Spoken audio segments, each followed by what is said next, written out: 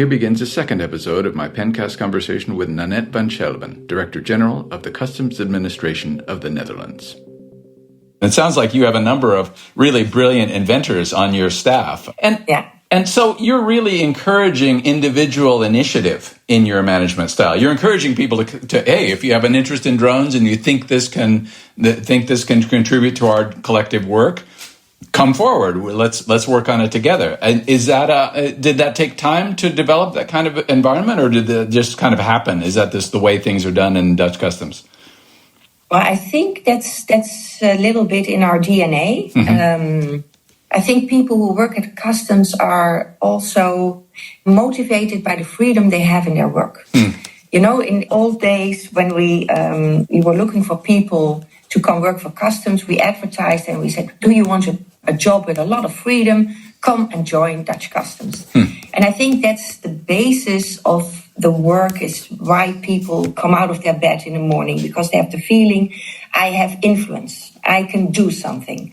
And with that, also some kind of entrepreneurship is there. And I think that's something we should really cherish, because with everything becoming automated, digitalized, make sure that we don't waste the entrepreneurship that is within the people themselves. So I really try to cherish that. And with that, we also have some conditions. We have some money for innovations. That helps. If somebody has an idea, we have some money set aside. Not all innovations cost money, by the way, but it helps. We also have an innovation group, a group of people who look at the ideas. If you have an idea, you can pitch it, and they look into it, and they make a decision. Is this something worth our while to invent? And so you don't have to do it alone. You come into a community of people who have innovation tattooed on their foreheads, and they try to help you. And I think these are like conditions you need for innovations. But of course, some things are bigger than starting at the bottom and building the machine yourself. Sometimes you also need expertise we don't have. And with that, we work together with academia under programs funded by the European Commission or by the WCO. And, sometimes when it's bigger, you also need a community where you can hand over your innovation and say, okay, this is what we are thinking of. Can you help us? Sometimes, especially with innovations we're working on now with AI, that is, you can have the idea in the workforce, but really working on it is much more difficult. I find can I tell you about one thing that I find striking, how people think? Please, absolutely, absolutely. We're working on, of course, like every customs organization, on AI, on scanning images. And we were working on a prototype where the scanner can see on the image if something is wrong, if it's tampered with, if there's something in the cargo that shouldn't be there, etc., etc. And basically, are the bananas in the container or is it containing something else? And at the workplace, they came up with the idea, okay, if they scan everything that is leaving ports in Latin America and it comes into our port, let's take those two images, glue them together, and see if they are the same. It's amazing. You need data scientists and analysts and IT staff to build this. But the idea of it leaves a port in Latin America, it comes into our port, it's a direct line. How do they look? Yes. Yeah. And that's also an algorithm. That's a different algorithm than we were working on. And wow. You need people who work in the harbor every day to come up with those ideas. And you need a big program with IT people and money and my people who work in the international department to make the agreements with Latin America. But those people are also important, but these ideas you have to cherish. Yeah. Many people have observed to me that it would be great to get academic researchers and their labs and teams working on customs technological challenges. It sounds like you're actually doing that. Most customs administrations talk about it as if it were on their wish list, but not actually happening. Do you have active agreements and active collaborations with academic researchers now? Yes, but not so much as you see in other fields. And that's because customs is really considered such a niche in the academic world. And I hope that will change. When I came into office 6 years ago, the importance of customs, also on a political level, in the eye of the society, was different than it is now. I came into office and my biggest task was the Brexit. Huh. And I remember I visited Schiphol and I saw the loads of e-commerce packages. Wow. And mind you, those were not near as much as we have today. And I came back and I said, is my real task not finding an answer to e-commerce?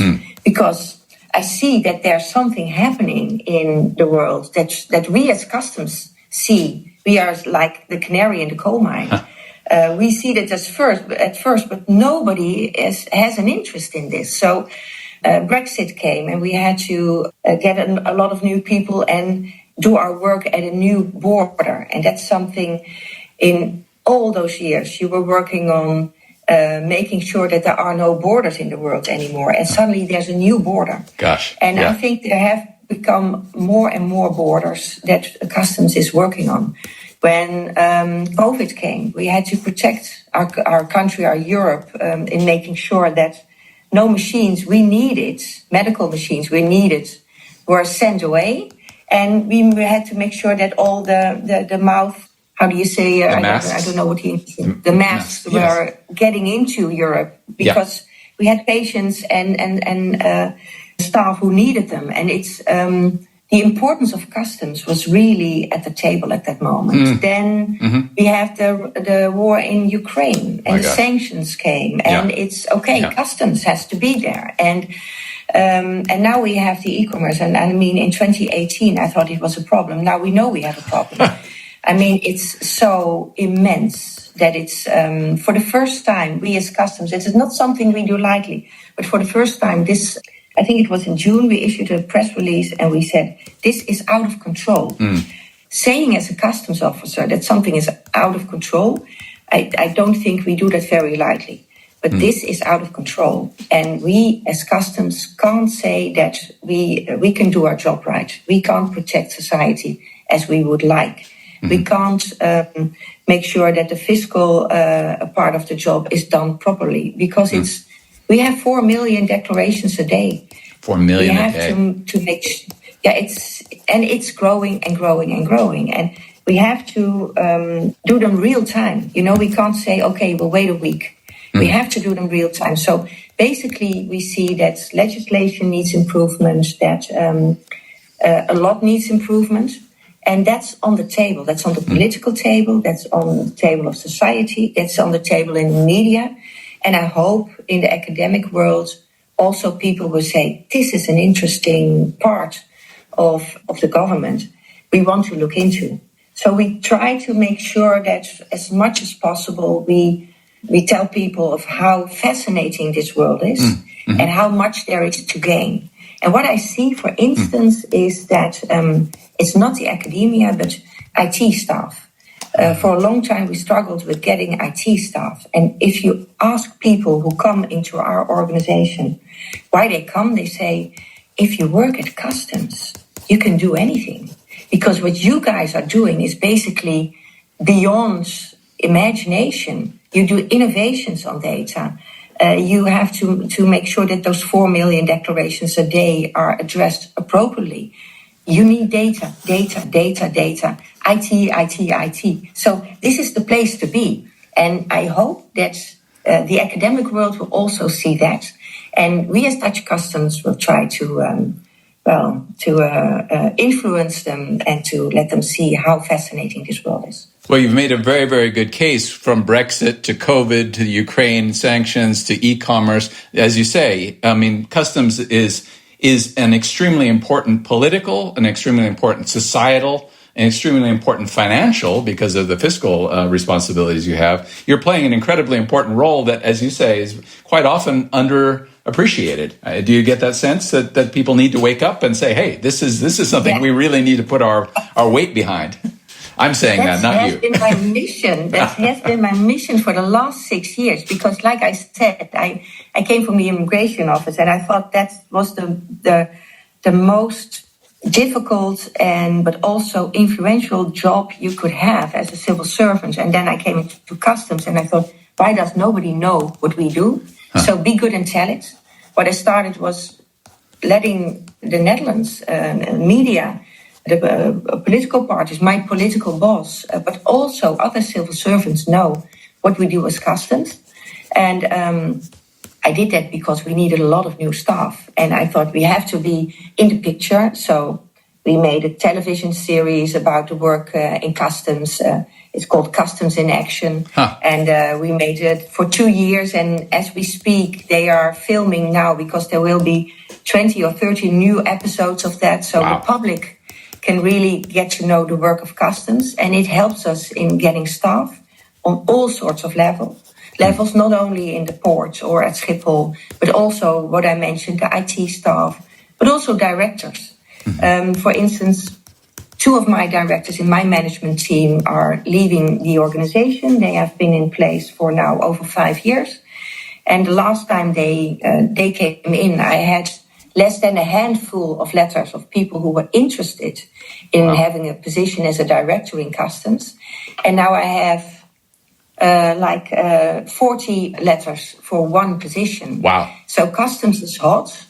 People see that we do good things. And I think customs deserves it. So that has been really my mission. And not only on the table in the Netherlands, but also in Europe. And we started as Dutch customs to put on the table in Brussels that our legislation was basically not fit for purpose anymore. And I am a legislator. So when I came, I said, this is very old-fashioned. Looking at goods and transactions and parcels instead of looking at systems, at companies, at what they do themselves. A lot of companies and branches have own checks and balances. How does that work for customs? How can they help us with the 4 million declarations? Why is it our problem and not their problem? So I wanted to put on the table new legislation, and I was very lucky that within the Commission, a lot of people were there who said we have to modernize this. Customs is so important. Now, the Vice Persons Group came. They put out a good report. And I think the approach of asking people from outside to look into that field, what they said, the first thing they said is, what you do is amazing. And how come you do it with so low costs? And this old-fashioned legislation. So it helps getting people from outside and saying, we need a modern European customs force. And, it's now on the table in Brussels. We negotiate about it, and I hope. And in the next year, it will be clear what the new customs code will look like. And it will give us opportunity for innovation. And also, it will give companies opportunity for innovation. Right. We're talking about the ongoing EU customs reform with the Customs Authority and the EU Customs Data Hub.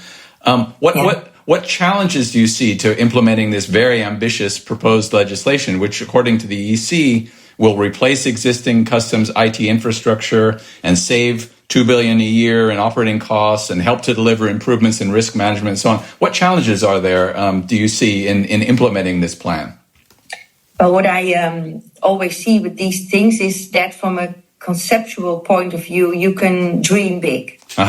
And it's not difficult for me to dream of a ship that goes to Mars and how it would be if we would be there, etc., etc. But getting the job done is much more difficult. Yes. And regarding the data hub, I come to the agency in a minute. Regarding the data hub, I think the conceptual point of view, working together, putting the data in one place and giving the national customs organization access to everything, and also doing the risk management, at least the first part, on the European level, I think that would really help. We have cases where if we had known that a certain trader had pulled off a trick in Spain a few months ago, was punished for that and starts the trick anew in the Netherlands. And we also find out too late that what the trader is doing is not okay. That cooperation can be helped with the data hub, with sharing data, putting data in one place, agreeing on how risk management should be done, etc., etc.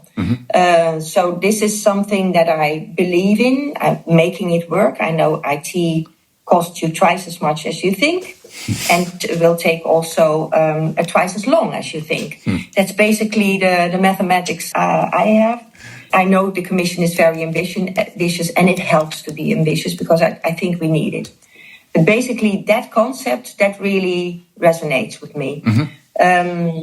What I think is that especially the countries that have a big influx of trade, like the Netherlands, but also Germany, France, Belgium, and with the four of us, we have 80% of all the goods coming into Europe. Wow. I think we need a little bit more than just a data hub. I think enrichment of data with local data, like we see how important it is that we have knowledge of the port of Rotterdam, that we have knowledge of the port of Flushing, that we have the airport Schiphol, that we have also information from stakeholders, be it private or public. The enrichment of the data from that data hub with our own data, I think that will always be something we need in our customs organization. But having the first part done in the data hub and seeing patterns there, what we don't see at this moment, that can really help us, being the largest port in Europe. So I'm a believer of that. It also will help us in building IT, because you have one system you have to connect to.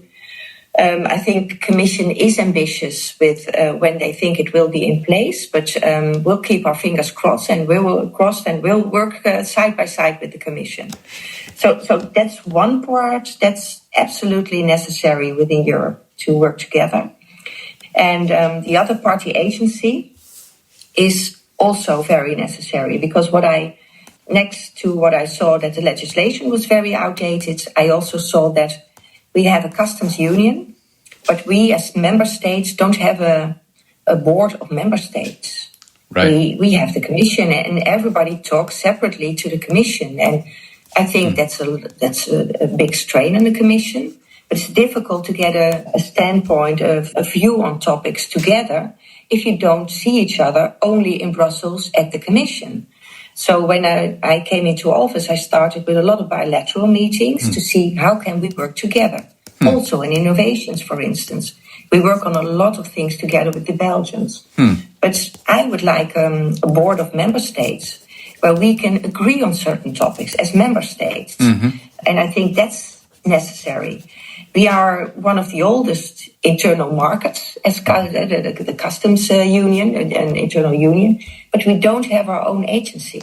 So that was also something, being a legislator, I studied European law, being a legislator, thinking, where is the customs agency? There's no customs agency. So right. I'm happy that it will be, but it has to be a board of member states. And because data is so important for our work, that's our operation data, basically. So I think the data hub, and that's also in the legislation now that's on the table, the data hub should be part of the agency, because that's basically our operation from all the customs organizations within Europe. So I'm happy with those two new innovations in legislation. I think that will help us in the governance of all the customs organizations within Europe. It will help us working and acting as one, so to speak. This concludes the second part of my Pencast conversation with Nanette van Schelven, Director General of the Customs Administration of the Netherlands. Tune in soon for the third and final episode of our talk. Thank you.